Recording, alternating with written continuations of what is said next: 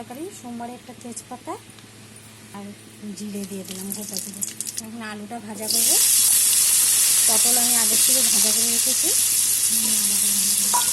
লবণ আদা চামচ খুলে করে ভাজা করে রেখেছি, তার জন্য কড়াইটা পুড়ে ধরেছি। পটল আলু আমার ভাজা হয়ে গেছে। এখানে নিয়েছি 2 চামচ মগজ, 1 চামচ মৌরি, 6টা কাঁচা লঙ্কা আর আধা চামচ জিরা, সব একসাথে পেস্ট করে নিয়েছি। সব মশলা একসাথে কষাবো আর একটু কাশ্মীরি লঙ্কার গুঁড়া দিয়ে দেবো। অল্প কাশ্মীরি লঙ্কার গুঁড়া, 1 ইঞ্চি পরিমাণ আদা দিয়েছি পেস্টে, আর 2টা আলু আর আধা কেজি পটল আছে। পটলটা আগে থেকে ভেজে রেখেছি, তো পরে দিয়ে দেবো জল দিয়ে।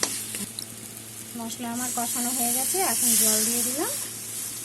পটল একসাথে সিদ্ধ হবে, তারপর অল্প চিনি দিয়ে দেবো।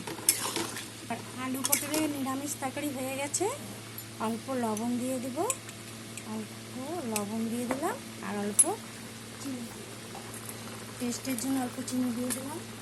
আমি 6টা কাঁচা লঙ্কা দিয়েছি, তোমরা ঝালটা বুঝে দিও। এইভাবে আলু পটলের তরকারি নিরামিষ রান্না করেছিও, খেতে খুব ভালো হয়। আমাকে কমেন্ট করে জানাবে কেমন হয়েছে। লাইক করবে, কমেন্ট করবে, শেয়ার করবে। Thank you.